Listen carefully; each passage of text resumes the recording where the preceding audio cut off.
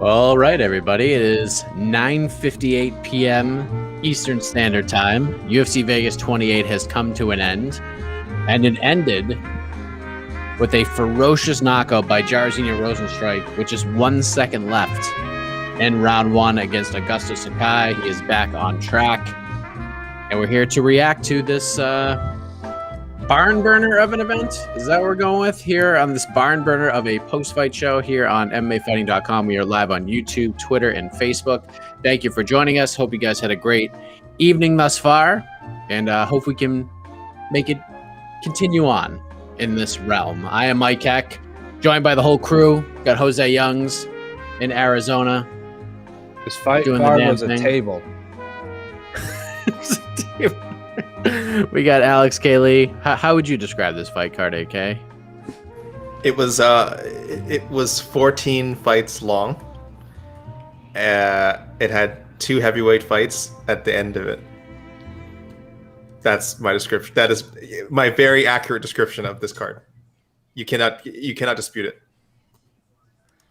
And how would you describe it, Casey Leydon, on the ones and twos?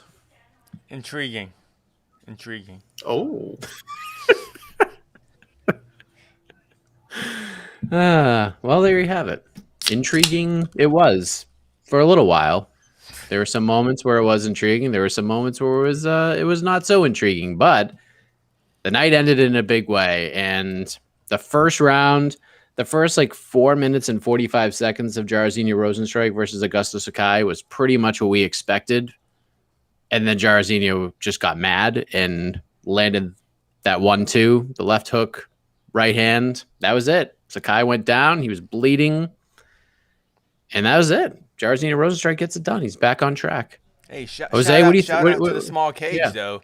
Sakai backed up and he ran into a wall. So, yeah, small cage. Thank you, Mr. Small Cage. Mr. Small Cage. Science. Jose, your thoughts on Biggie Boy's bounce back rebound performance?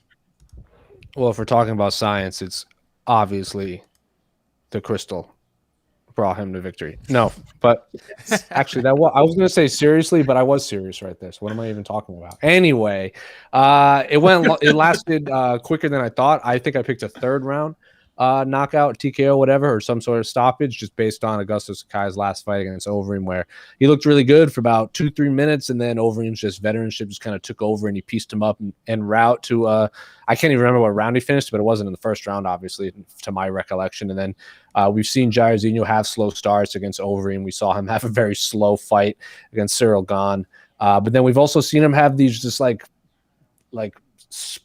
sprint performances, like he did against Arlovsky, JDS, who's the individually knocked out in about 9 seconds. I can't even, Alan Crowder, if I remember correctly. So I didn't know what to expect. I was based on Augusto Sakai's previous performances and Jairzinho's most recent performance against Cyril Gane.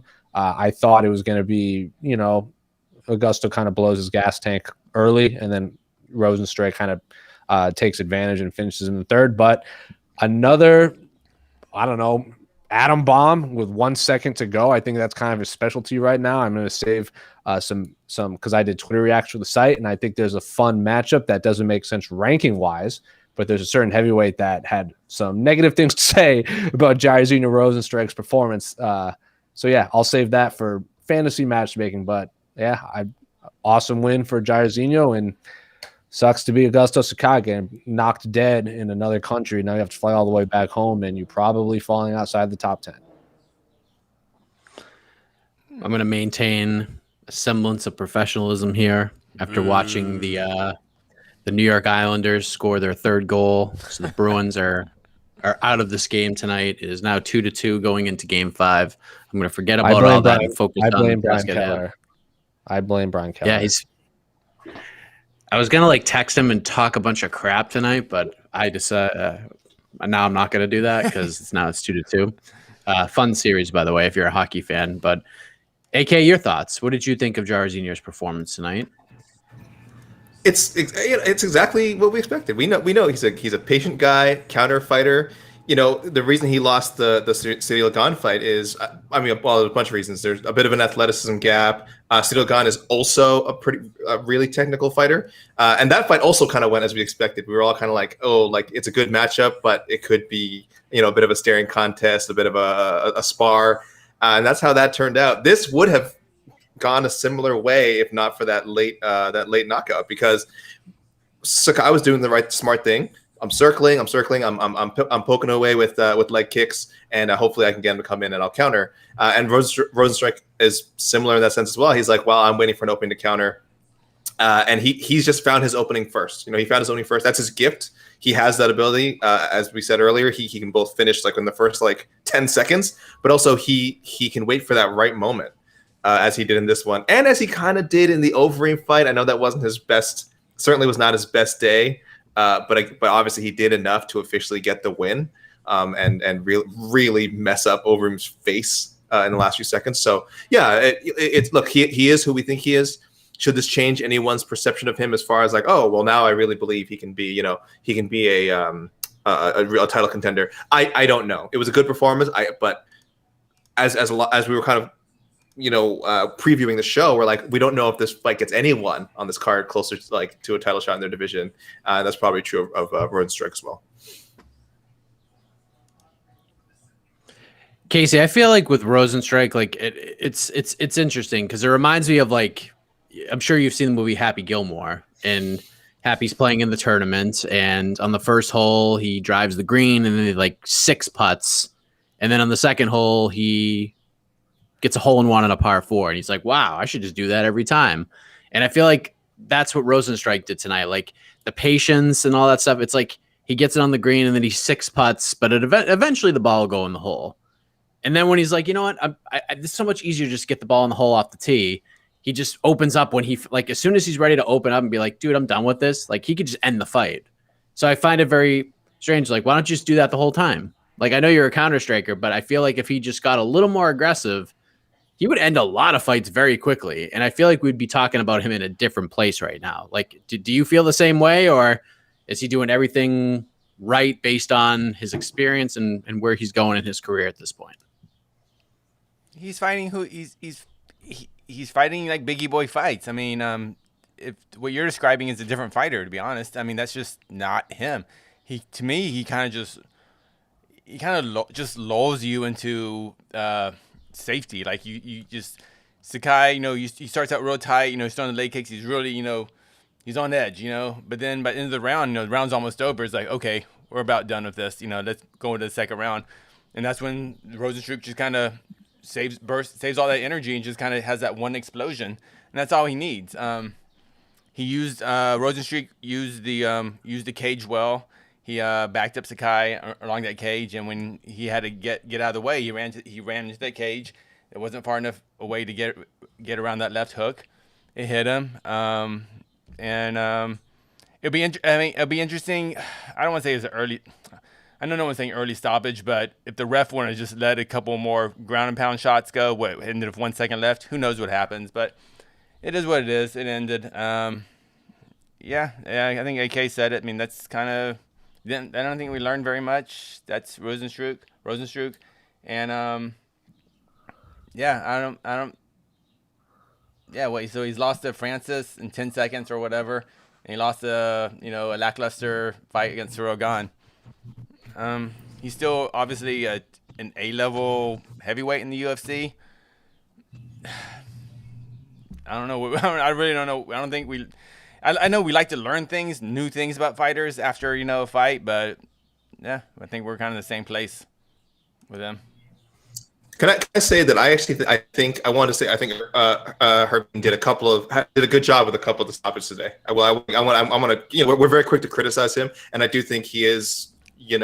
I do think overall he's not a great official, but when he does well, or does his job, I do think it's worth pointing out. I thought the stoppage was fine. It's like you have to ignore, of course, how much time is left on the clock. That's not the referee's responsibility, right? So that was fine. And then I actually thought I saw him taking some flack for the Fiorot Ricci stoppage.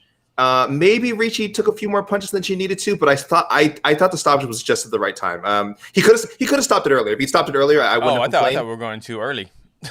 Yeah, no, it was the opposite. I definitely saw people complaining because she was taking a lot of shots from Figueroa, and she already had like the size disadvantage. So it was just like a bad video. It just looked like she was getting beaten up. So I think some people were like, oh, just wave it off like earlier, and I thought that was just right. So so two bits of props there for Herb Dean. I thought those stoppages were fine. Yeah, I had no issue with that stoppage either, because even It was a mercy stop. Ricci got back. Yeah, Ricci actually like got back to her feet. She tied her up a little bit, and then as soon as like Fioro like got loose and started throwing again, like Dean was just like, "Nope, we're done. Like I gave you a chance." Now she's starting to land again and see it. She and Herb stepped right in and stopped the fight. Ricci I had no issue with Ricci was still defending herself and throwing kicks. I mean, it was like she threw Yeah. a kick, and I mean, I didn't like the stoppage, but I knew who was gonna win the fight, so I didn't care either. Yeah. Yeah. I mean, it was like we didn't need to see any more. Like it was just going to get worse and worse. Like he gave her a chance to stay in it. As soon as she started throwing again, he stopped it, and I think that's fine. So good on him. How about Marcin Tybura, gentlemen? 5 in a row. Walt Harris seemed like he got everybody fired up. Everyone's getting excited. And then Tybura takes him down and stops the fight with less than a minute to go. And Walt Harris loses again. Tybura has won 5 in a row. I don't think anybody's stock improved more probably in this entire night than Marcin Tybura, for being honest. Like I think Ponzinibbio and Baeza was a tremendous fight, but in terms of like individual stocks rising, where it puts them in their respective divisions, I think Tybura is probably the guy, right? At this point, like, am I crazy saying that? He's top 10 now, so I don't think anyone else broke into the top 10 on this card. So yeah, you're probably right. There's a stock. AK shaking his head. No, I'm shaking my head, just thinking like, why was he ranked higher? What's his big win that put him? Alexio Linick. So Alexio Linick was his big win, and that put Walt Harris in the top 10. That's a bit strange. Well, he had 4. Linick was top 10 at the time, though, when he beat him, right? I guess that's what I'm saying. It seems so long ago now. It was like a 10-second knockout, and before that, he had like he's getting 50 he had a 50-second knockout over Spivak, right. Then before that, he did win a split over Andre, but I know it got overturned for USADA, and before that, he knocked out. So he had like 3 or 4 knockouts and a win over Arlovsky. So I don't know why he was ranked higher. I do know why he was ranked higher. Marcin Tybura had not beaten in ranked heavyweight yet. Yeah, we said this on the shows leading up, like the quality competition that Tybura has faced. It's not the sexiest lineup during that 4 fight. He's faced a lot of high level fighters. He just hasn't beaten them, but that's not a knock on the man. His ranking just wasn't indicative to his skill set today. He's obviously gotten better. So if they fought in 2019, maybe Walt Harris wins. Maybe he's just too polite after. He was like, we were saying, he's like, yeah, I don't really think that it's time for me to start talking about a title shot. I'm like, working out for his teammate, Jan. Worked out for his teammate. Jan was nice all the way to a title fight. Yeah, just him, man. Yeah, Tybura is gonna accidentally be the heavyweight champion. He just all of a sudden he's maybe. Like, we don't know, man. I don't know. I thought Tybura was gonna win it. It was just facing Walt Harris at this point in his career and his life. I mean, I said coming into this, the story is gonna, no matter what happens in this fight, the story is still gonna be Walt Harris, win or lose. There was on Twitter Reacts, there was one tweet about Marcin Tybura, and all of the tweets were about Walt Harris winning or like supporting or losing. Yeah. And that's why I don't. Walt Harris. I mean, but Tybura looked good. To me, he didn't look like a world beater or whatever. Like when I say world beater, like a top 5 heavyweight. Like I think Rozenstruik would mess up Tybura pretty good actually. But and Sakai, honestly, I think Tybura is kind of like right around there. But I just thought Walt Harris looked really bad tonight, and I know he looked good for about 30 seconds or so, but that's not enough. And it's just, to me, whatever Walt Harris entered the cage tonight isn't the Walt Harris that we thought was the potential title contender, a year and a half ago. That's just it's a different person for a lot of reasons. He reminds me of Ovince St. Preux, where I think he would be really good if he went to like a really high level MMA gym. From what I like, because when he fought in Jacksonville against Overeem, we could hear his that was obviously one of the first pandemic cards. We could hear his corner, and his corner was not doing him any favors. Eric Anders had the same corner, obviously, and you would even group Eric Anders in there. Maybe they'd just be better with the change of scenery, because we've heard how good they are in the gym. But if you're the best in the gym, that's probably not how you grow as a mixed martial artist. So this is just me speculating too. But yeah, Walt Harris is also almost 500 record. He's like 13-10. Didn't he get cut from the UFC at one point and then fight his way back? Yep. This so is his second round. Maybe he's just not. He hits really hard, and if you can avoid that, you can beat him, and that's pretty much it. Yeah, this was the blueprint for beating Walt Harris, but even quicker. We thought, Tybura weathers the round in the first storm, and then gets a takedown in the second, either wins by a submission or TKO or wins a decision, and it was that, but just so much faster. It just happened so quickly. Maybe because of the small cage, Casey. Maybe our old small cage helped out with that, but the handling of his career. In his last few fights has been horrible. It's been horrible.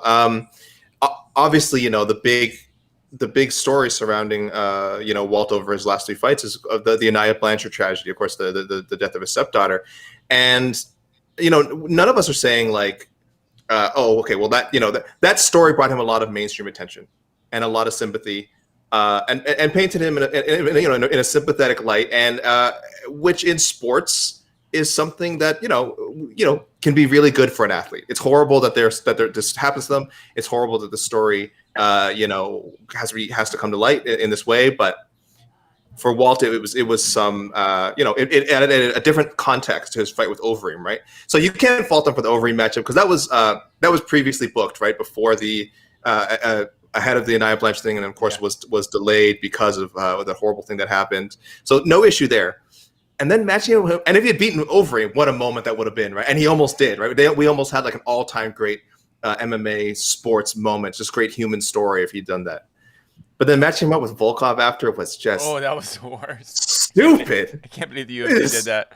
I can't believe Walt Harris's handlers or his coaches accepted that fight. It's like, did anyone watch Volkov?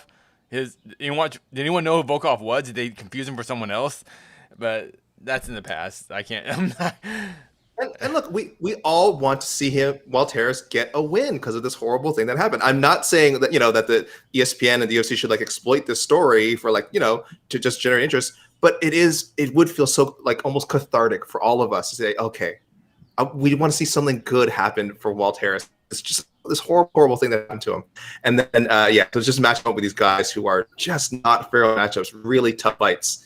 I'll just tell people before the show, we were sort of suggesting at first he needs to be matched up with a Contender Series guy, and then I said not a Contender Series contract winner. He should go against a guy who loses on a Contender Series. That is how badly we need to get Walt Harris to win here.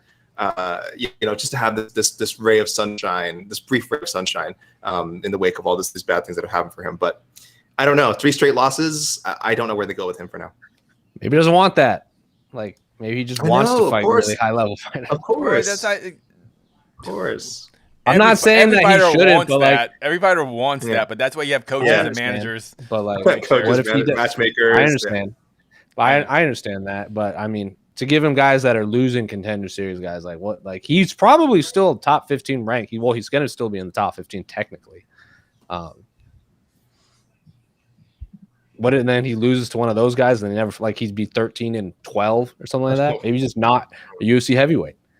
But like I said, I just don't know what you do with him at this point. He got his butt kicked tonight, and we talked about Tybura for a little bit, but the rest of it is about Walt Harris, and that's why I felt coming to this fight is almost it's gonna be a win for Tybura, but it's not gonna move him up in terms of he'll be like a pay-per-view co-main event or something like that. He's not gonna be a featured fight, or anything like that. He's still gonna be just a fight night co-main event, at best. Listen, the UFC needs to do him a favor for putting him in this spot. You won 4 in a row, and now we're gonna hand you the white meat baby face that everybody's rooting for. And if you beat him, literally nothing happens. Like you may not be like booed out of the building, but no one's gonna care. It's just because you're beating Walt Harris. So I think you give him. And a little on to the next one. Spoiler, because I said it earlier. He should fight Jairzinho Rozenstruik next. He deserves that. They should give him that fight. Tybura? Yeah, it's all right. Yeah, That makes sense. That makes sense. I would rather watch. I would rather watch Tybura fight Jairzinho than watch Curtis Blades fight Jairzinho. There you go. Because those are the only two fights you can make. Yeah. Nothing else makes any sense. Yeah, I like that. Jose is shaking his head. That look is just. I don't like either of those fights. Jairzinho's probably top 5. So I don't know. Give him Curtis Blades. He's also top 5. I know you might not like. I know it's probably not going to be a fun, exciting fight, but like F it.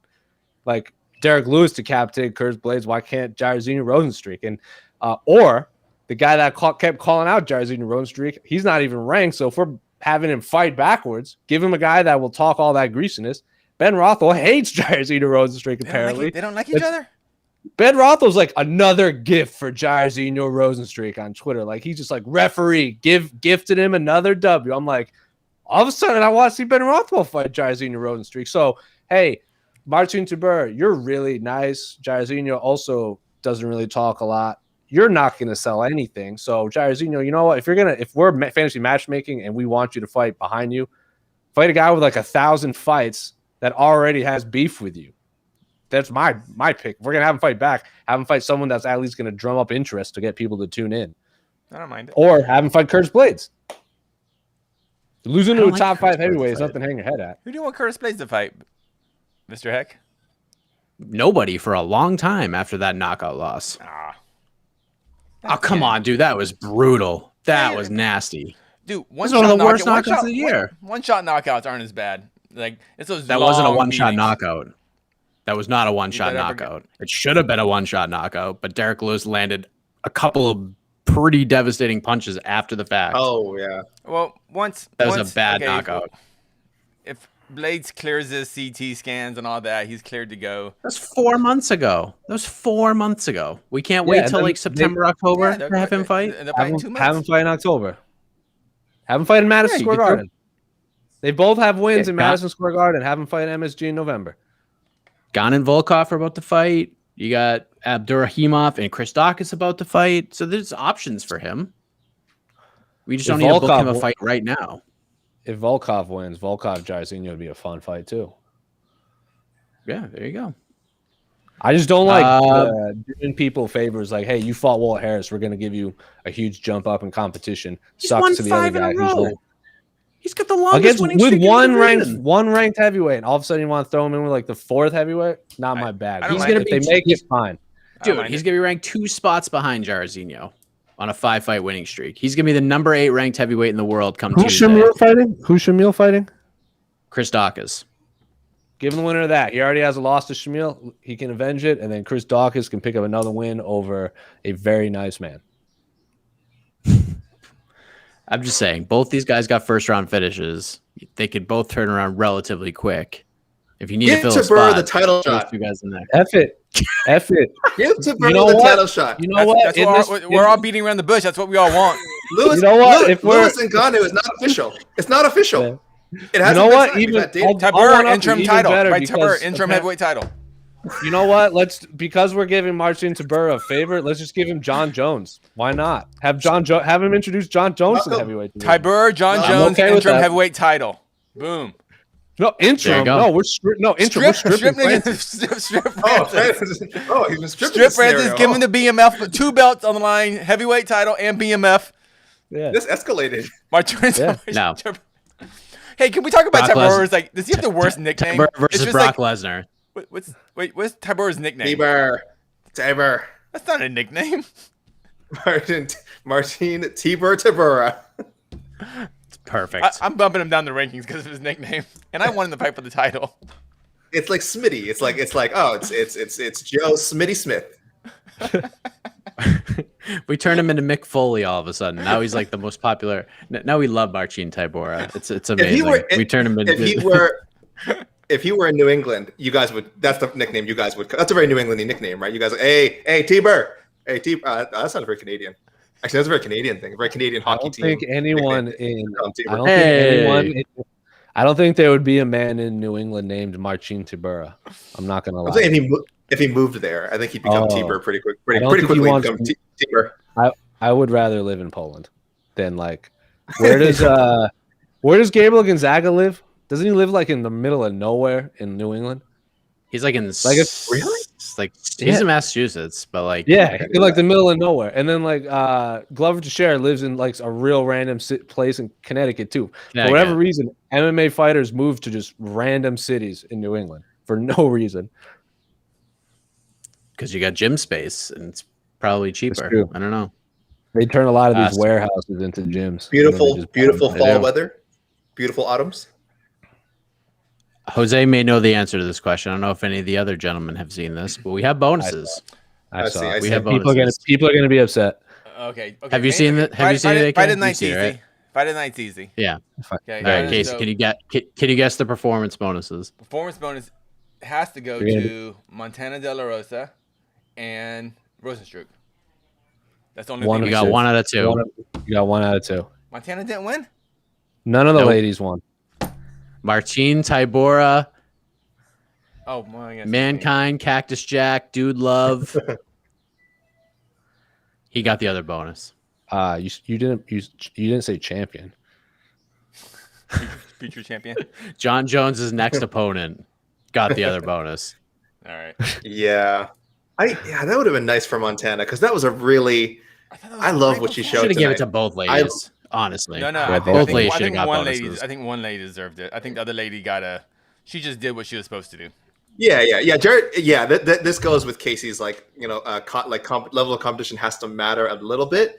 And it's no disrespect to Rishi. I actually think Rishi will look really good when she actually goes back down to 115. She's not a 125. She looked miniature. Oh, God, no. Yeah, and credit to her. Less than a week's notice. That's just Right? They had to find a strawweight. Otherwise, there's almost I can't think of any flyweights that would have been able to make that on 3 days. So they'll give her another shot at strawweight, and then we'll see what she can do. But she looked pretty good. Actually, thought she looked all right against it. Much if Ferro would have done that against her original opponent, what's her Marina Moreau. If she would have done that against Moreau's, yeah, of course she would have got 50K. Oh, yeah. And then we'd be talking about her in a much different light. But I know I'm sorry, jumping down the card now with Ferro, but she just did what she was supposed to do. I didn't really take too much from it, to be honest. I know everyone's like, whoa, but competition. Casey's just down on man. Poor Fiora. Yeah, but doing what she needs to do. You know, she could have gone out there and just tried to steamroll her, but she was very calm, cool, and collected in there. Picked her shots. Was very patient. You know, that's only her second UFC fight. I know she's got a long career in combat That was sports. Ricci's first fight. So, I mean, she Right, wasn't fighting. you know, she wasn't fighting a veteran. That's what I'm saying. If she would have done it against Moreau's, we're having a much different conversation. If she could have done it against Moreau's, but Right, but this isn't like Yusuf Zalal going from like one opponent and then getting Ilia Topuria on less than a week's notice like he did. This is like it's it is what it is. Like you're preparing for a certain fighter, you get a completely different fighter. yeah, and she gets still the gotta W, change she gets things 2 up. checks, and then they have more highlights for her. And actually, from the UFC's perspective, this is awesome. Like it's because no one's gonna when they look at the highlights, no one's gonna go, hey, that she was only a week's notice. That's not even near her weight class. We're not gonna remember that, But they had the highlights for her, and then her next fight will be against a tougher opponent. I would love to see her against Lipsky actually, but I think she deserves someone right outside that outside that top 10 for Ferro. Fierro. Oh, I know. There's only one opponent for her. There's only one fight to make and one fight only. And I will tell you tomorrow and on to the next one. I think Lipsky's That's my wild card. That's my wild card I love the pick, fact and that it's a Lipsky- two doozy. strikers because we haven't seen And if Lipsky just strike. So, but And if AK really thinks about it, there's one fighter on this roster that I have had this kind of relationship with in terms of matchmaking. Oh, You already know who it is. yes. You know who it is. I'm not You going to know say who it. is. I'm not. I'll guess it on tomorrow's show. Remind me to guess it. You know who it is. You definitely know who it is. I think so. But yeah, De La Rosa. I would have been fine with her getting the other bonus over Tybura. I love Tybura, but again, I think her first ever knockout. That's pretty cool. Yeah. And just the aggression and killer instinct she showed on the ground today. Oh, that was fun to It watch. was a great performance. Yeah. I thought Lipski So was I going to win. could've And I was like really impressed by De La Rosa. I kind of gave up on her, to be honest. But as far as like a top contender at flyweight, I'm not saying she is a top contender, but what she showed tonight can make me believe that, though. She has time. She's young. Yeah. What is she, like 26? 26. Yeah, she's young. Because I believe we talked about the line, and a lot of people commented on the line. Minus 260 was the line on Montana De La Rosa heading in that fight. A lot of people thought that was too wide. I thought Montana was going to put her away quick. Or either at second. I thought Montana was going to finish her. I thought she was going to submit her. I didn't think she'd TKO her. Her striking's gotten way better since going out to Elevation. Yeah, that's what I mean. I was like, that was an improved version of her tonight. I thought we were going to see an improved version of Lipski, with her being at ATT. Maybe it's not enough time right now. I still have faith in Lipski. I think she's a very marketable fighter and really good.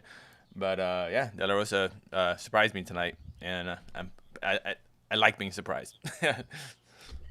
Yeah, she needs to be like either the Duchess of Violence or like the new Queen of Violence after that performance. Like that first elbow she landed, that was nasty. Busted her right open. Mm-hmm. Good performance, man. She looked real good. She deserved a bonus tonight. She got the big fat hose job, as we like to say on this program. But I would be before we go to the peeps, we have to talk about the fight of this night. Miguel Baeza versus Santiago Ponzinibbio. Good God almighty. That was so much fun to watch. Unfortunately, the middleweights had to follow it, and it was kind of like Chris Jericho and Triple H trying to follow The Rock versus Hulk Hogan at WrestleMania. Like, it just doesn't matter what fight it is. You know what that was? That was Henry Cejudo and Sergio Pettis following Justin Gaethje and Eddie Alvarez. Yeah, that's probably a better example. And then nothing immediately after, level, Alistair Overeem got his head decapitated. That's why no one remembers Sergio Pettis. That's right. There's nothing that you could have done, but that fight was not good. But let's talk about, Ponzinibbio Baeza was awesome. First of all, AK, did you agree with the judges? Yeah. I had last 2 rounds for Baeza. For Ponzinibbio, excuse me. So no issue there. This whole thing definitely lived up to what I remember on the Q&A of the preview show. Someone was kind of asking like, what's a deep cut for like fight of the night? And we all think really hard because all of us were just like, it's gonna be Ponzinibbio and Baeza. Like we can give you other answers, but we're really just doing it for the sake of the show. Like none of us really. I think I might have even said. I'm sure it's on record. I might have said Delitse and Staropoli. I don't know, something, or maybe I said Rodriguez, Todorovic. Either way, whichever one I picked, it wasn't close to anywhere near what Ponzinibbio and Baeza delivered. It was just, I love this fight. I think some people are already kind of asking like, oh, were we just caught up in the moment, like when we were kind of looking at it as a potential fight of the year candidate? We'll see. Obviously, we'll see 6 months from now. Does it make the top 5? I don't know. Maybe it doesn't make the top 5. But is it in the talks for the top 5? Easily. It has everything you want. It had great action. It had a story. You know, it was like, after the first 5 minutes, people were like, yo, Ponzinibbio, he doesn't look good. Those leg kicks, he's done. Those calf kicks, he's done. But you could see him really like not panicking. He wasn't panicked. He was slipping only because of all those damn ads on the mat. And then he was finding his range. He was losing. Yeah, he just didn't have the muscles on his feet were just all messed up. Yeah. But he adjusted. He kind of tightened up his stance and everything, whatever he had to do so he could still be effective on the feet. And he really just started cranking up the pressure. And he did it against a guy who he knows is less experienced than him, who hasn't been in the wars that he's been in. That's how a veteran wins a fight. Baeza, I think Baeza is the more skilled fighter. I think Baeza is a more skilled fighter. This is where experience and toughness and everything that Ponzinibbio has been through comes into play. And I loved that he did not accept that he's down around like, oh well, I'm just outclassed tonight. He's like, nope, I'm the better. I think I'm the better fighter. I'm coming back. And Baeza was right there with him. Just didn't have that extra gear tonight, and that's fine. He was nothing wrong. He fought an amazing fight, and Ponzinibbio was just better. This will be a very pivotal night in the career of Miguel Baeza. Like, however he responds to this will probably write most of his career. Like if he bounces back with a win, you're just like, oh boy, like that was a learning experience. He took everything from that and he grew from it. And I feel like he will. Like I don't feel like his stock drops at all. And Jose, I want to get your thoughts on the fight. I tweeted out this was very Josh Emmett versus Shane Burgo-esque. Like, this is a 3-round fight that when we run down like our year-end list, like this will be on the list. Like, this probably won't win, but you had to put like, we knew Josh Emmett versus Shane Burgos wasn't going to win, but we knew it had to be on that list. I feel like this fight kind of is right around the same level, if that makes sense. Yeah, I mean, after this fight ended, I was like, God damn it! I wish there were 2 more rounds. Imagine 5 rounds of those 2 men throwing down.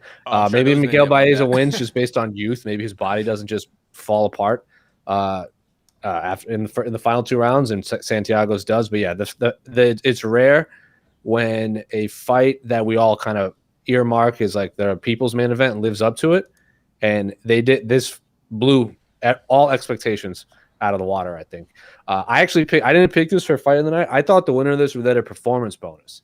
I thought someone was going to get stopped in this fight, and maybe it would have been a double bonus at best, but one of the better fights we've seen in a long time in terms of competitiveness, because like the fights between like Jiri and Dom Reyes, or like Holloway, Cater, even like Oliveira, Chandler, Barbosa, Burgos. These are the ones that are just like off the top of my head for like possible fight of the fight of the years type stuff. Even Poirier and McGregor, for as long as it lasted, those had finishes. It didn't really reach the end. This kind of reminds me of the he just fought on this card.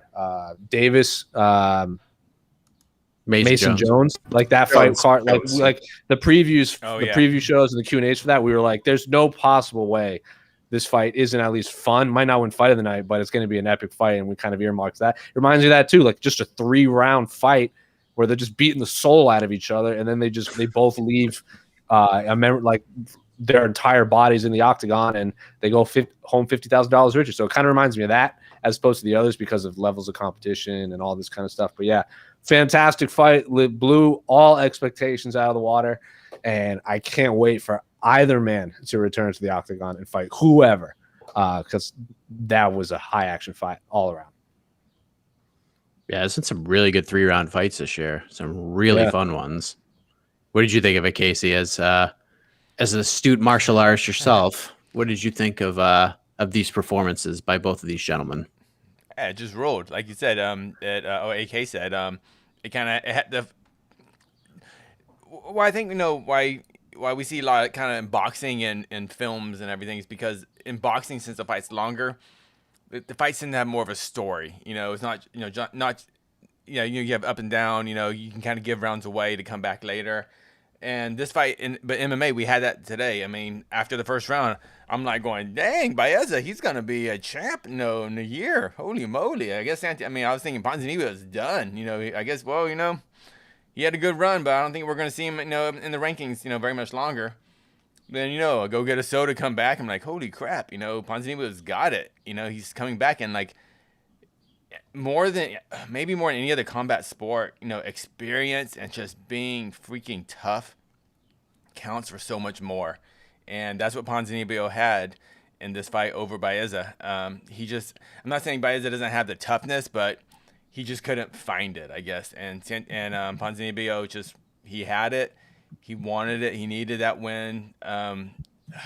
It was a great. If I had a story, I love prospects versus vet fights. Perfect placement on the card, and great fight. Won't win fight of the year, but definitely when you have those little honorable mention, paragraphs at the bottom of the article, this fight would definitely be one of those. The numbers were pretty wild in this fight. First round, significant strikes total, by the way. Santiago Ponzinibbio outlanded Miguel Baeza 121 to 104. So very, very close. Round 1, Baeza 39 to 15. Most of those are the nasty leg kicks that he landed. Dude. And then Ponzinibbio just got pissed.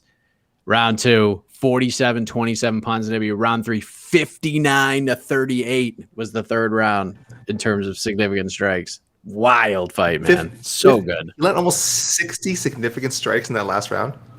He landed 53% of his strikes. He's 59 of 111 in round 3. Do leg strikes count as significant strikes? I'm not even. Do they? Yeah.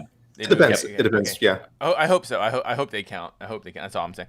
You know how many leg kicks? I don't know How if many it was leg this- kicks Miguel Baeza landed in that fight? Take a guess. landed. At least 25, right? AK, you got a guess? I mean, that was gonna be my number, but I'll go higher because I'll say 35. Jose. 1 million. 43 prime numbers. 44. Dang. 44 of 49 leg kicks. Dang it, I missed one. I was keeping track. That's a lot. Your counter dude. was off, Jose. Your counter was off. That's a lot. That's when he landed Ponzinibbio's- a kick, and I Ponzinibbio landed some good ones too. Mm-hmm. He landed 11 of them, but all of those counted. Those were all brutal, deep This and is a fight. nasty. This will make Miguel Baeza better. This will be a fight when Miguel Baeza now goes on like a 5 or 6 fight win streak. We're gonna look back and be like, what was his last loss? I'm gonna be like, oh yeah, that fight with Ponzinibbio. I hope he doesn't get a massive step up in competition again. And all of a sudden, he's the Edmund of the welterweight division, where he was kind of earmarked as his Moving title. laterally instead of Yeah. So all of a sudden, he's 0-2 against like high level welterweights, and we're like, oh, was he even good? Which clearly the answer is yes, but I would like him more. You know, you guys know what I'm saying. I don't want him to go 0-2. Yeah. and dude, Yeah. there's no I think there's no shortage of welterweights that Baeza could face. Who's You know, oh man, I had someone that I wanted to watch same fight. I can't remember who. Such as Him and Kondo would have been really fun. yeah. But then like there's the other part of me that's like, I don't want to see Condit fight a guy like Miguel Baeza, but now he's fighting Max Griffin, so all bets are off at this point. Because Max is an animal too. That fight could have been just as good. I mean, like I said, Condit's got that toughness and that experience too, which is what I think why Ponzinibbio won this fight. And but either way, but Baeza, yeah, I'm excited to see both gentlemen fight again. How about Alex Morono for Baeza? That's just you know what? That's actually that's they're a like pretty good fight. That's probably in my perfect. internal rankings. They're probably right there. Morono's. I wouldn't say he's as violent a fighter as Ponzinibbio, but he's still like a high level fighter. He's coming off the biggest win of his career, so I think that'd just be a fun fight. I think that's who's Nico perfect, Price? actually. Who's Nico Price fighting? Isn't Price fighting Michel someone insane? Pereira. Tim Means, Miguel Baeza, Tim Means, that'd be a scrap too. Tim Means Means fight. is fighting somebody. Who is he fighting? I don't know. Yeah, Means has I a think fight. Baeza, you can't really screw up the booking. Cowboy Oliveira, that'd be a fun fight too. I like Cowboy Oliver. I like Yeah. that. Oh, Danny Roberts fighting Danny Roberts. Dude, give him the winner of that. That's Or the awesome. loser. That's awesome. Give him either one. Give 'em both. Yeah, it doesn't matter. Baeza can fight anybody, and I will watch and I will enjoy. It'll be What's fun. Gunnar Nelson doing these days? Throw him in there with the King of Kung Fu. That's always fun. Yeah. That'd But be you a know, fun time. but look at this. You know, we're more interested in seeing Baeza in his next fight. We're talking more about the guy that lost I than the guy think that it's won. harder- I I think think that's really I interesting. think it's hard you know? to fantasy matchmake. I think it's more interesting to fantasy matchmake losers because winners go I agree. up, Yeah. you know? So like Santiago, like if Bilal Muhammad wins, that'd be a fun fight because Damian Maia's retiring. Who's doing Neil Magny? Not Neil Magny. He already beat Neil Magny. Maybe the winner of Brady and Kevin Lee, because they would be ranked. That'd be a fun fight. It's tough. It's tough, man. It's tough because he's knocked out Neil Magny, but then he got knocked out by Li Jinliang, and then Neil Magny pieced up Li Jinliang. There's like this triangle where they all just beat each other. Yeah, it screws up the MMA math. Yeah. And it was then, like, perfect Tyron before Woodley's- then. It was perfect. Yeah. Tyron Woodley's gone. math Roy makes sense. McDonald's not in the UFC. Vicente Luque's probably going to have to fight way up. You know who he should have fought because they have beef before he dropped back down? RDA. Him and RDA do not like each other. That's like if you ask Guilherme, that's a lost fight for like the Brazilian Argentina scene, MMA scene, that they hate each other. Really? I didn't I know thought it that was was a discussed rivalry. too. I thought that was discussed at some It point. was. Just looking. It was. Ask Guilherme if Guilherme's on the A side or anything like that. Ask him. He's just like, oh, why hasn't that fight happened? He's been calling for that fight forever. Okay, what about? We have to do it because it is tradition at some point to mention this person's name. At least it was last year. Every show we had to Don't do mention this person. Don't do it. Don't do it. You don't have to do it. if they don't do Magny versus Chimaev, why not Ponzinibbio versus Chimaev? Cool. Love it. Awesome. I feel like that makes so much sense. Ponzinibbio beat Magny. If Magny's already matched up with someone else, F it. Dude. Or he was Santiago Ponzinibbio was supposed to fight Robbie Lawler before they both had health issues. That's right. I still want to watch that fight, even though Robbie Lawler's not ranked. See, welterweight's great. Is Jeff Neal versus? He's out for he's taking time off. He'll be out for a while. He's gonna be out for a while. Yeah, because of his blood infection. Yeah, blood infection. We'll let him rest up for another few months. Yes. Before we start throwing his name out there. Shall we go to the peeps? Sure. Yeah, let's go to the peeps for a few moments. I always have the last question up. All right, here we got. Let me see. I guess the king of kung fu is the winner of nicknames since he got the win today. There you go. Hold on a second. Hold on a second.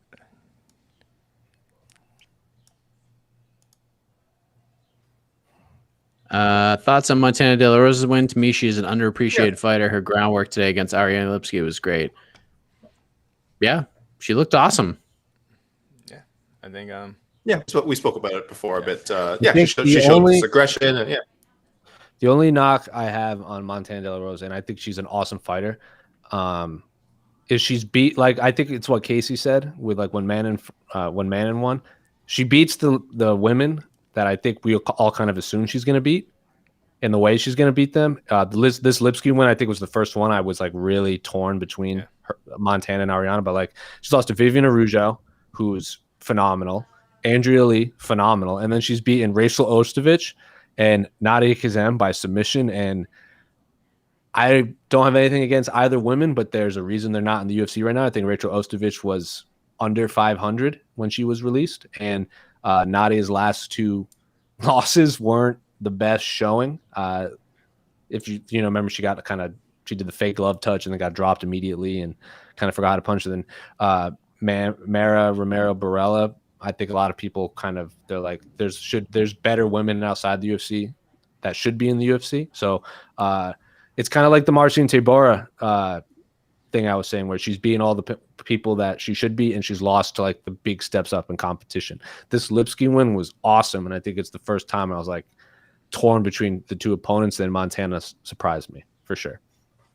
Also, I fell into the trap of reading Guilherme's interview with Lipski before, and she talked up her wrestling and grappling a lot. So I was like, oh, it's a new Ariana Lipski, and then just got stopped for the second fight in a row.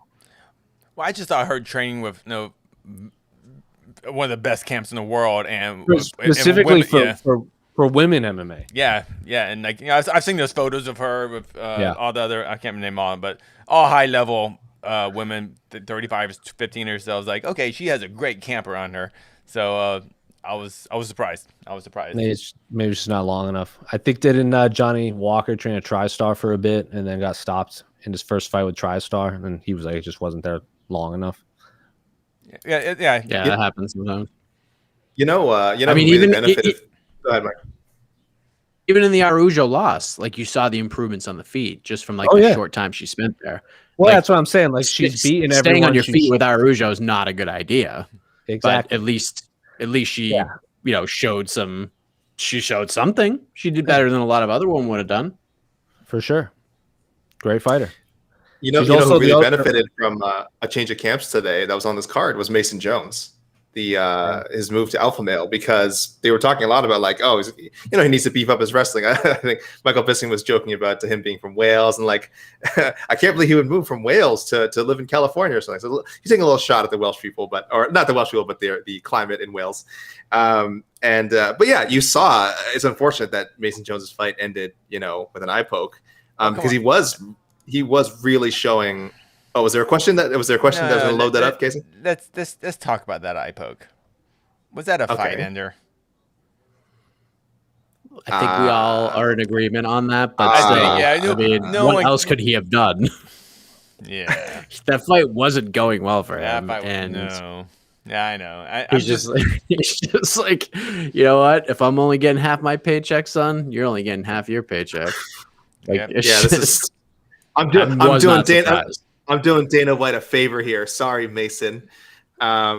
and Mason was super polite about it after, except for I think he didn't want to touch gloves after. I think he was a little annoyed that Alan Patrick couldn't continue. But when the referee was talking to him, he was very like polite. He was like, "Yeah," he's like, "It's my fault." He's like, my fault. It wasn't intentional, but I know that I shouldn't have had my finger out there. So he probably has Sean Shelby's voice in the back of his head. Yeah, I'm telling him to calm down from Fight Island.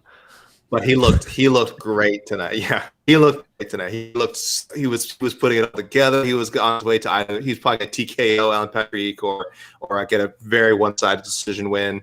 Oddly, he's 0-1 with a no contest. So winless in his first 2 appearances. I think Mason Jones is going to be a really good fighter in the UFC. This is just kind of a weird rocky start to his UFC career. But yeah, he looked great, and I think that going to Team Alpha Male. Huge. I think it really paid off. It's just only a matter of time before he starts looking for the guillotine immediately. Yes. Yeah. Jump the gilly. Wait, let's talk about the best part of the night right here. I love that too. Yeah. The main card, we'd only be like we're only gonna be 1 fight into the main card next Saturday. It's still and there's outside. 3 5-round fights. And there's 3 5-round fights in Glendale. Let's not forget that. So we'll see you at 3:30 a.m. Eastern next Saturday for the post-fight show, because you still got the press conferences as well to get to. I can't wait. If only Delete Saint Staropoli had gotten the 5-round treatment as well, eh? Gosh, it's not fair. Why? We're gonna have the main and co-main and Diaz Leon, probably the winners and losers plus Dana White. So we're gonna have 7 press conferences coming at most. It's gonna be a time. All right. Speaking of, since part of tonight's festivities, all right, we'll answer this. Yeah. I picked Tybura, but felt really bad for Harris. Do you think he'll get cut from this, or maybe 1 or 2 more losses, or not anytime soon? I think his next fight will be, depending who the opponent is, if they give him someone outside the top 20, 25. If he loses that fight, then we're talking release possibility. If they give him another top 15, top 10 opponent, which they shouldn't, but if he loses against someone like that level, I think he'll have a little more rope. But not looking good for Mr. Harris in his career right now in the UFC. It's very desperate times coming up. Yeah, heavyweights have a longer leash. It's not a very deep division. Those who are on the lower end usually are not very good. And Walt Harris, beyond his storyline, he brings a certain level of excitement to his fights. He's exactly the kind of heavyweight that Dana White and the matchmakers always talk about, where it's like one shot, like this guy's always one flurry away from beating anyone. We saw some of that tonight. He definitely had his moments of he hit a wild falling back fist on Tybura, and awesome. It landed with shocking accuracy. I don't know if that's luck. I don't know if it's just his how skilled he is. It really did land hard though. You saw Tybura was kind of wow, that really rattled me. And then he got his defenses up. But that's the kind of excitement Walt Harris brings. So he'll have a longer leash. 1, because of heavyweight. 2, his fights are usually exciting. So yeah, I think he can lose 4 straight, maybe even 5 straight. It does depend who it is, who he loses to. Because Arlovsky, I think at one point was winless in 5 fights, I believe, and still got another chance. He is Arlovsky, but I mean, he's got a name. 3 straight knockout losses too. I think Arlovsky was losing a bunch of lackluster decisions, which I don't know if it makes it better or worse. Almost worse. Yeah, that's right. Almost worse. I don't know, but I guess losing in exciting fashion keeps you around longer. I don't know. I think Andre Arlovsky is one of those guys that will just be like, he'll just answer the phone and be like, "Yup, I'll fight whoever." So send me the check. I'll show up. And Andre Arlovsky is an expensive fighter. Yeah, that's what I'm saying. He ain't cheap. He is a prize fighter. Look, they keep him. His managers did good on him. He's raising the average salary, right? The UFC can point to what do you mean? Our average salary is this high because they have guys like Arlovsky around. We were in. I don't know if I told this on this show. When we were in Jacksonville, we would see Andre Arlovsky just bopping around everywhere, and I've never seen a man. Because I don't even know if he had fought yet or if he was coming off his. Had he? No, he hadn't won yet. Had he? I don't remember. Because he won his last fight, right? If I remember correctly. Bozer, right? against Chase Sherman. Oh, Chase Sherman.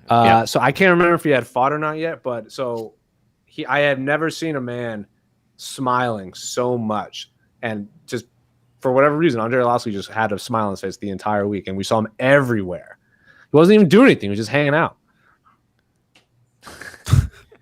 He also, the other thing that keeps Arlovski relevant is he'll always be former UFC heavyweight champion Andre Arlovski. That's something that you can always put on like whatever the advertising or any matchup. You know, I get every time I have to write an Arlovski fight, I always mention it. I always throw it in there, even though it was like a lifetime ago, like a different era. But he lost to five straight people.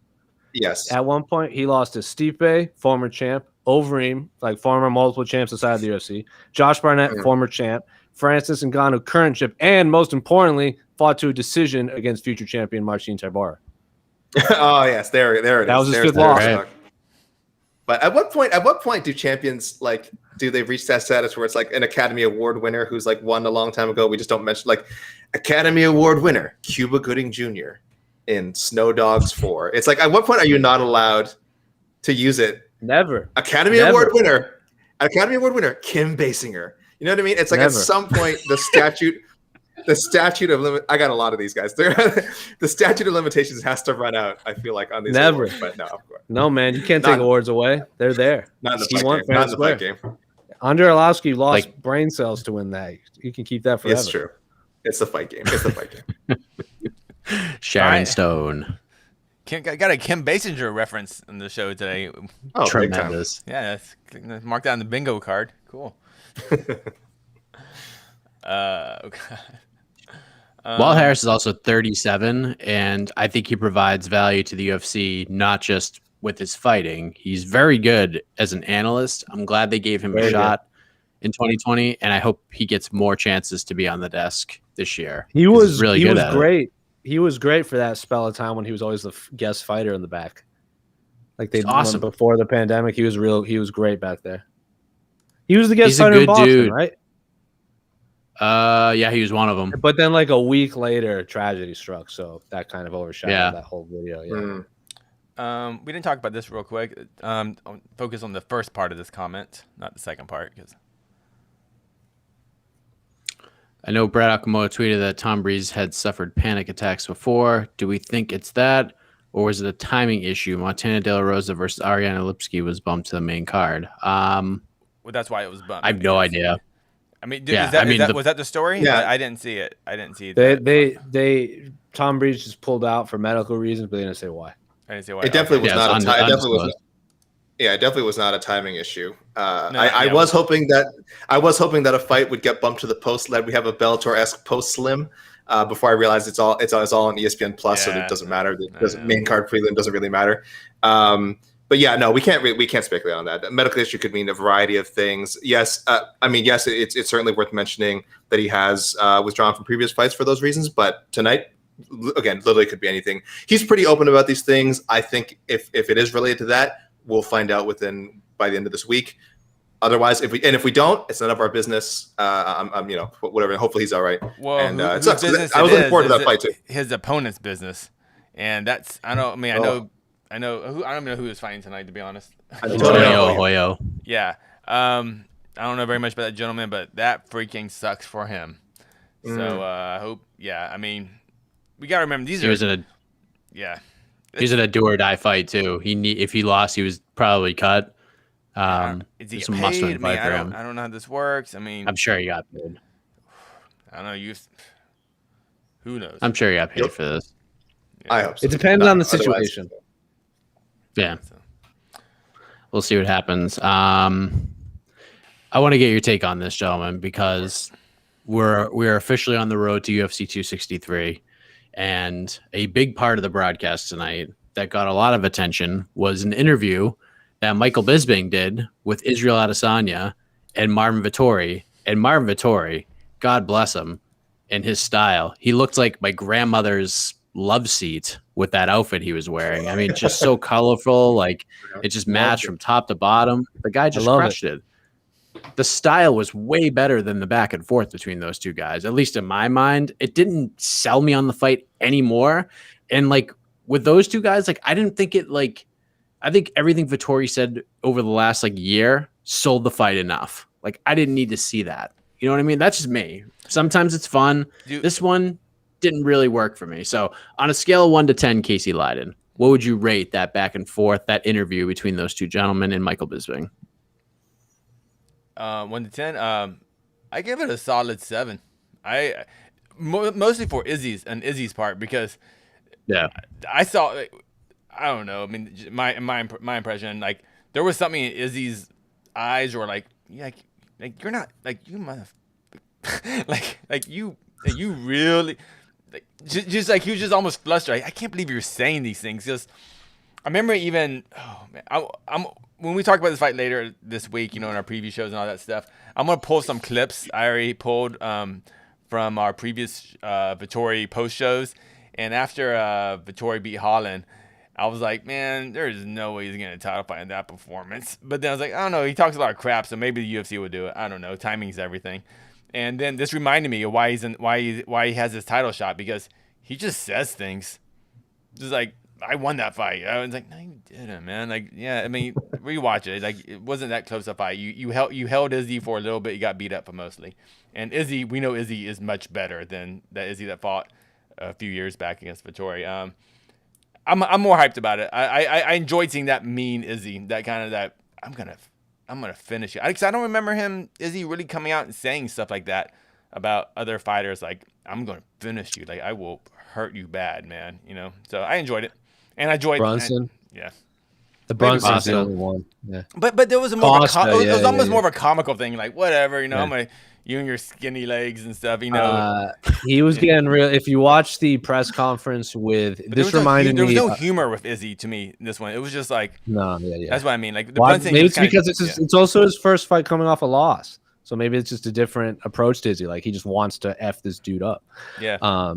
If you watch the on sale ticket press conference with Izzy and Whitaker, but it was in Australia. It was in Melbourne. So like it was. Like both the New Zealand and Australian crowd was there, and that was the press conference. I don't know if you saw it. They didn't do a lot of hype around it for like UFC.com because it was one of those press conferences for the people there. Robert Whitaker fan brought a megaphone to the press conference so he could yell at Izzy, even though in case he couldn't get to the mic, and it was fantastic. And that Izzy was the Izzy that was talking with Marvin Vettori. Like he was getting mad. So it was. I liked the back and forth though, because.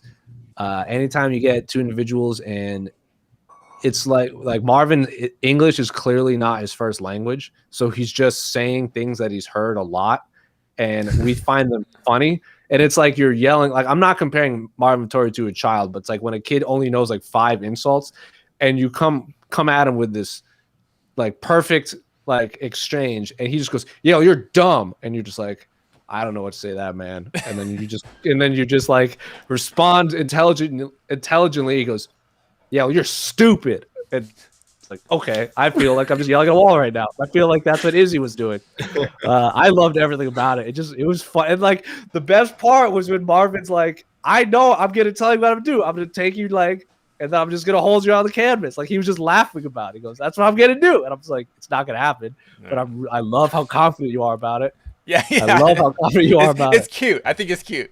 And then Izzy's like, and then he's like, Izzy, how you gonna win? And then he just goes, and then you just hear Marvin go, he doesn't even know. And I'm just like, you don't even know how you're gonna beat me. How you gonna beat me if you don't even know? It's destiny. It's destiny. That's what he kept saying. I'm like, I don't think you know how destiny works, my man. Well, whatever. I'm hyped for the fight. It did not. I mean, I was hyped for the fight anyway. I guess because it's an Izzy fight, and because the very real beef between him and Vettori, which is why I did not particularly enjoy this segment. So I'll be all the way on the other side of it from you guys. Yeah, I did not enjoy the segment. I thought it was not uncomfortable, but I just didn't feel like it sold the fight very well. But it's hard to gauge. So here's what I was thinking while you guys were just talking. There was it's hard to gauge the effectiveness because. If you're trying to say, okay, well, would it make someone who's like maybe not a hardcore UFC fan or who's not who maybe isn't super familiar with either guy for whatever reason, would it make them want to buy the fight, purchase this pay-per-view? But then I realized this. First of all, it was airing on an ESPN Plus show on a card headlined by Jairzinho Rozenstruik and Augusto Sakai. So are those people even watching? It is on YouTube, it is on social media, but again, is this the sort of thing that someone is going to go out of their way, like I'm talking about the promo specifically, to watch it? So it's almost not for bringing in a more casual audience, but that is the way I was looking at it. So maybe unfairly, but I do think it's not something that would really appeal to anyone who wasn't already planning to watch these guys fight. So that's my issue. Maybe from an entertainment standpoint, it was okay. Though it didn't do much for me in that regard either. But from a selling a fight standpoint, I thought it was just like completely ineffective. I thought it just comes off as a little bit awkward. But look, I'm on record as saying I'm not the biggest fan of Israel Adesanya's promos or whatever, his interviews and all that. I think he talks a lot, which is good. I think he has moments of these strong lines, but I've never thought that he's been like a super charismatic guy. Not as far as talking. I think he has a charismatic aura, but as far as like actual, like in interviews and doing promo and stuff, I don't think he's that great. I know Ben Duffy from Sherdog tweeted, Israel Adesanya's trash talk might be the most overrated single skill in MMA. Obviously, some exaggeration there, but I did agree with that tweet though. Oh, I think Izzy's horrible. I think Izzy's horrible at trash talk. That's why I like this interview, because it wasn't trash talk. This was just Izzy going, like, I'm just gonna. Dude, I just do not like you. I'm insulted. I just felt like he was just insulted in his eyes. I can't believe I have to, like, this is the way I have to make my living. I have to make a few $1 million by beating you up. Okay. But, I'm going to enjoy this though. Yeah. Izzy's not a great trash talker. And I think he's just a goof. Yeah, he's just a goof. Yeah, he's just a goof. But when it's time to fight, good Lord. Yeah, he's the most like he's very confident when he talks, and when I hear him talk, I'm like, it's not I don't understand what you're saying right now. But when he fights, he's just as confident, and it's like that's what sells him. He's one of those guys that I don't think he would need to talk, but whatever. Still excited. I'll never question his over. Look, I'm on record just saying I still think his entrance for the Robert Whittaker fight, the dance, I still think that's the best entrance ever. I know some people think for UFC, yeah. I know some people think dancing is I'm a big dance guy. I love dancing. I know some people think it's corny, and it's corny when fighters do it. I thought that was like legitimately, that wasn't like fighter good. That wasn't like, for a fighter, that was a good dance. I'm like I think objectively that was a really cool dance. Israel Adesanya is a very good dancer. Like when he went to Nigeria, and they had like the breakdance circle, and then they were like, "Oh, Izzy, come on in," and I was like, "Oh, this is gonna look bad," because he's surrounded by a bunch of professional dancers. And not only did he do well, he like held his own. He was really, really good. Yeah. Also, I really love, like, regardless of whether he's like, but he's not a good trash talker. I feel like people have told him that, and he still does it, which I also appreciate, because he's like, whatever, I don't care, I'm still gonna do it. All right, it's not fake. There's not fake. I'll say. I think I'm more on the AKA side of the promo, but I did find some things that I did enjoy. First of all, I love the fact that Marvin Vettori is like, I won that first fight. Like, he's just bought in, and he's just playing that role, and he's surfing the wave. I love it so much, and he should always do that. And even if he loses a 50-43 decision, he needs to say he won that fight too, and just play that role over and over again forever and ever. Like we're 1-1. Yeah, we're 1-1. We're 1-1. Let's go. Like, that's what he needs to do. It's just great. Mike, for the press conference, he should come out with a belt. He should just buy a belt, UFC.com, and just walk out the belt like I literally won it. Chael Sonnen or Derek Lewis style. I'm retroactively the champion because I almost won a decision before you won the belt. Yeah, that makes a lot of sense. I actually have to do a retro robbery review this week of their first fight, just because Marvin never shuts up about it.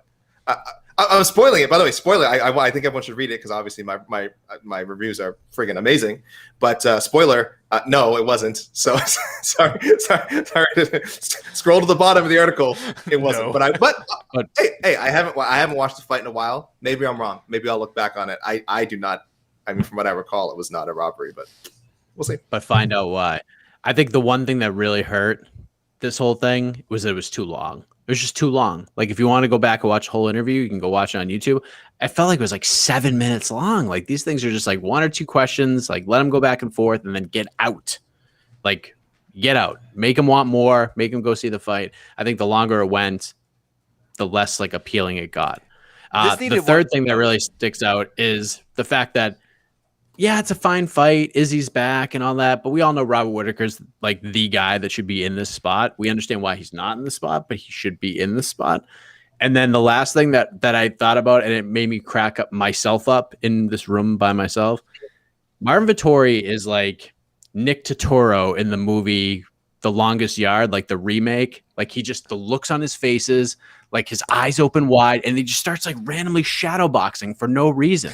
Like that's like, he reminds me of Nick Totoro in The Longest Yard. Like he's just so fun. He's such a character, and it's just great. It's great in like all the wrong ways. I felt like this needed one of the, if it was better produced, if it wasn't like, maybe because of COVID restrictions, I'm not sure why they did it that way, but this needed one of those old school like HBO face-off ones. It was just like Max Kellerman at a table and both fighters on each side of the table, and it's just go.